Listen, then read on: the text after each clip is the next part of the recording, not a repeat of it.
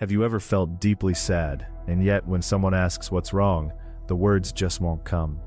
When you lose someone you love, when a dream you've held for years quietly falls apart, when someone you trusted turns away, something swirls inside your chest. You know it's there, but the moment someone looks at you and says, "Are you okay?"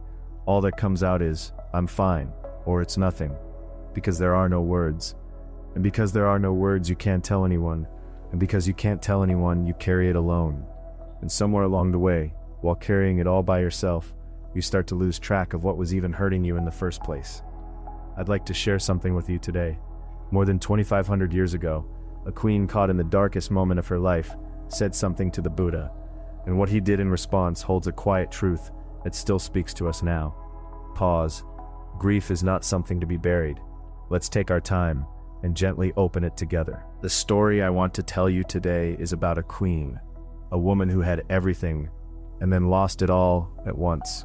She lived in an ancient Indian kingdom, married to a beloved king. Life was full. The kingdom flourished. She wanted for nothing. And then, without warning, the world she knew shattered. Her only son, the child she had raised and loved, imprisoned his own father in order to seize the throne. The queen, too, was captured. She was locked away in a cold, dark cell, cut off from the sunlight, from the world, from everyone she knew. Try to imagine that for a moment. Betrayed by your own child, your husband sealed behind stone walls, you yourself imprisoned, unable to move, unable to call out to anyone who might hear. How deep was the darkness she was sitting in?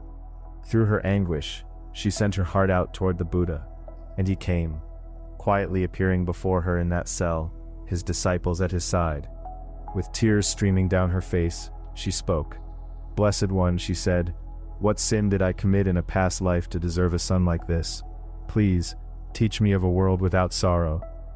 Teach me of a world without sorrow." What did the Buddha do when he heard those words? Did he comfort her? Did he correct her? He sat down gently in front of her, and he said, tell me what is hurting you." Before pointing her toward an escape, he asked where she was. He was inviting her to put her grief into words. And so she began, through her tears, her fury at her son, her guilt toward her husband, the questions she was asking herself, the anguish of not understanding how things had come to this. What had been formless slowly found shape in language. When she had said everything there was to say, the Buddha spoke quietly. "Your grief is real," he told her. "Now, let me share with you the teaching of the Pure Land." He did not deny her pain. He did not rush to fix it. He simply said, "Your grief is real." And it was only from that ground, that honest acknowledgement, that the teaching could begin. There are several deep truths woven into this story. Let's stay with the most important one. Think back to what the Buddha did first. The queen came to him asking for a world without sorrow, and he did not immediately give her an answer. He said, "Tell me." That is a profound act of wisdom. When we're in pain, most of us reach straight for solutions. How do I feel better? What do I do to make this go away? But the Buddha, before offering any answer at all, wanted to know where she actually was. He wanted her to find words for it. In Buddhist practice, there is something called clear seeing, the honest, patient observation of what is happening in your own mind right now without flinching or turning away. And grief, it turns out, is rarely just one thing. Inside what we call sadness, there is often anger, guilt, loneliness, regret, fear. These feelings tangle together, one wrapped around another until the whole knot becomes impossible to see clearly. When we leave that tangle in the dark, unnamed, unspoken, it grows heavier. We no longer know what's wrong, only that something is. But when we begin to name it, even slowly, even imperfectly, something shifts. I think I'm angry at them. Maybe I feel ashamed of myself. I'm just lonely. The moment a feeling gets a name, it has edges. And something with edges is something you can begin to understand. When the Khon said aloud, "Teach me of a world without sorrow," that was in itself a moment of courage. She gave her pain a voice, and because she voiced it, the Buddha could receive it. There is one more thing worth holding on to. The Buddha said, "Your grief is real." Not, "You shouldn't feel this way."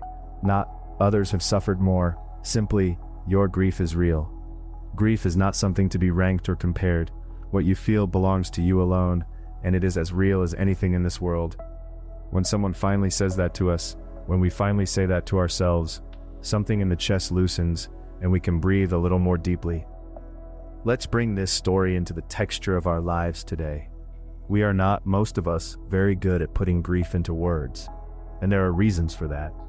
One is the quiet pressure to appear strong. In workplaces especially, showing emotion can feel like admitting weakness, like something to be corrected rather than heard. So we learn to swallow our feelings. We swallow them again and again, until one day we realize there's no room left inside. Another reason is the belief that talking doesn't change anything. What's done is done. Speaking about it won't undo it. So why bother anyone? Why not just carry it quietly? But the Queen's story gently pushes back on that. Putting feelings into words may not solve anything, but it is the first step toward understanding what you're actually carrying.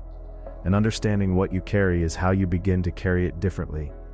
Here is something simple you might try, especially when there's no one nearby to talk to. Write it down. It doesn't have to be well written. It doesn't have to make sense. Just, today this happened, and I felt sad. I think I might be angry. I feel lonely and I don't know why. When we write, what was swirling invisibly inside us comes out and sits on the page. Once it's on the page, we can look at it. Once we look at it, it becomes slightly more bearable. Therapists and psychologists today speak of emotional labeling as one of the most effective ways to regulate difficult feelings.